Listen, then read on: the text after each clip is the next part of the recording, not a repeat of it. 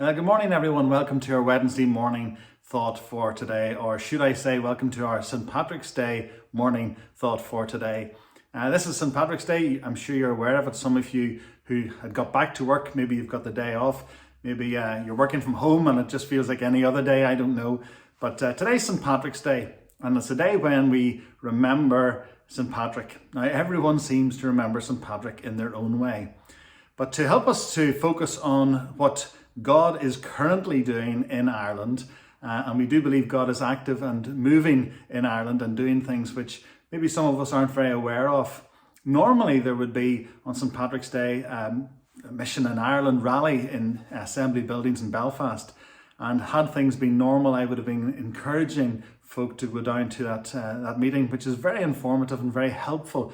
It also shows us how we should be praying for this country and for the work, the outreach that's going on, not just in the north, but also in the south of Ireland. But because of that, the fact that there is no physical rally that we can go to tonight, the Council for Mission in Ireland have produced a video for us to watch, to just be part of as if we were at that service ourselves.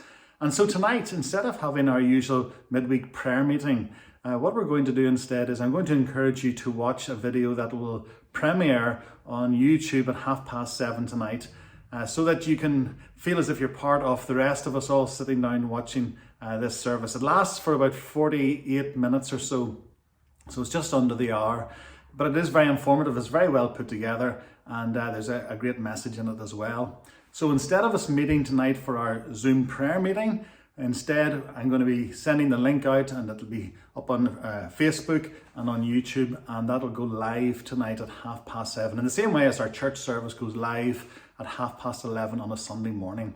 So please, even if you wouldn't normally come along to the midweek prayer meeting on a Wednesday night on Zoom, please take time tonight to watch this short video. As I say, it's less than an hour, but it's very informative, and it'll hopefully help you get your ideas about what's going on in Ireland in order so you can pray more intelligently. So this morning we're looking at something which I think echoes a little bit of the St. Patrick story, because it doesn't matter who you ask about St. Patrick, everyone seems to have their own idea who he was and what he came to do, and it depends even what side of the community you come from, how you regard St. Patrick and what his job was or where he actually came from. Some people think he was Irish, others say no, he came across from England. Some say no, he came from Wales. There's even an Italian connection there. When we were in Italy, we had a St. Patrick's night. We used it as an outreach for our church. We had over 80 people from the community coming along, and Tracy and I made shepherd's pie and apple tart. It was the best we could do. We had to even order our bisto off Amazon to get it there so we could make this huge dinner for everyone, and we shared the gospel message with many people who came along that night, and we had a local band that played Irish music incredibly well. But some people just had heard of St. Patrick and didn't know who he was, and other people felt that they knew all about him. And so there's this sense of, was he this or was he that?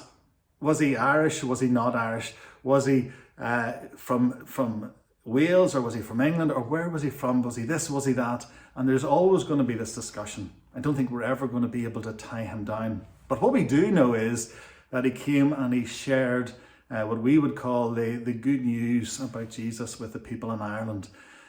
The snakes thing, we're not so sure. I don't think there ever were necessarily any snakes worth worrying about in Ireland. But today's story, we've been looking at this issue of Jairus' daughter and how Jesus was called by Jairus to come and lay his hands on his daughter so that Jairus' daughter would live and not die of this illness that she has. We know that he gets message while he's still speaking with Jesus that his daughter's died, and he shouldn't bother the master anymore, the teacher anymore. Jesus disregards what he's heard. They go to the house. When they get to the house, the professional mourners are in full gear, and there's an awful commotion, and the street knows, the town knows that Jairus' daughter has died because of what's going on.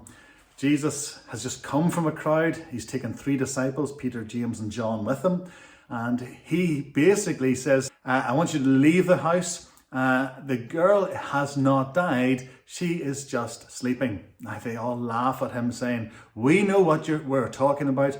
We've been involved in this business for years and years. Jesus, you don't know what you're talking about. She's dead. She's dead.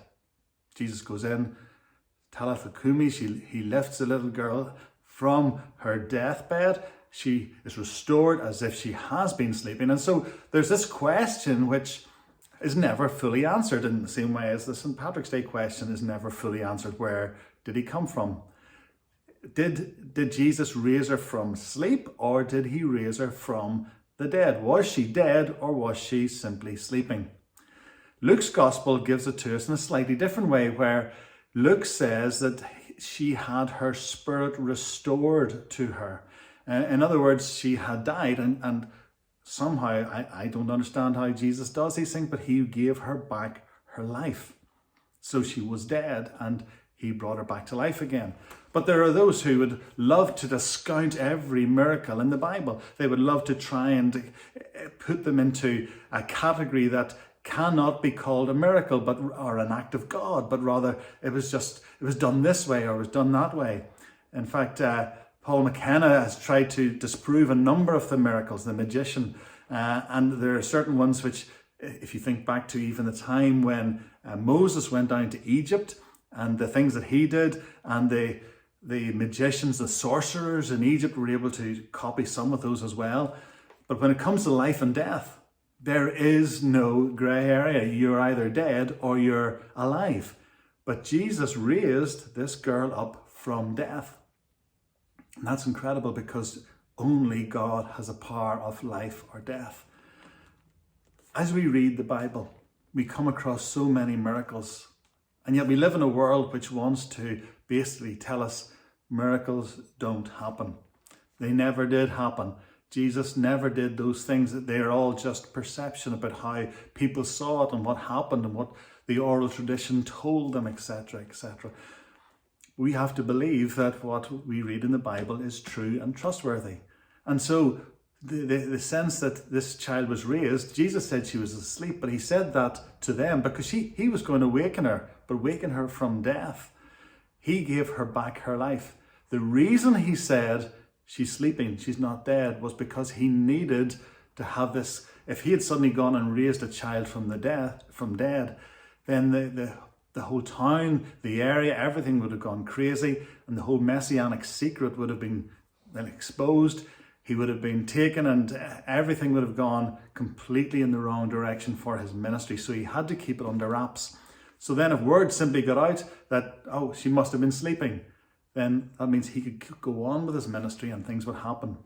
But he still shared the fact that she came back to life with Peter, James and John and the mother and father. They saw the truth. They knew what happened. And they were the ones who believed and were given eyes of faith to see what Jesus was able to do. So I want to encourage you this morning, don't discount the miracles of Jesus. Don't try and explain them away. What Jesus did, he did. The Bible tells us so. Trust in a God who still can do miracles, who still has power beyond any power we want to believe he has. He is immensely powerful. And think about coming tonight to watch that short video about the work that we're doing in Ireland. I hope you have a good St. Patrick's Day, whatever way you mark it, if you even think about it. And hopefully we'll see you again tomorrow. God bless.